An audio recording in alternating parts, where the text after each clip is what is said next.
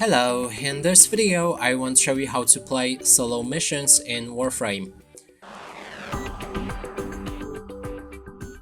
To do this, first let's click on Escape, and here in the top left corner of our screen we can change to solo. Then begin whichever mission you like, and you should be able to start it without any people joining.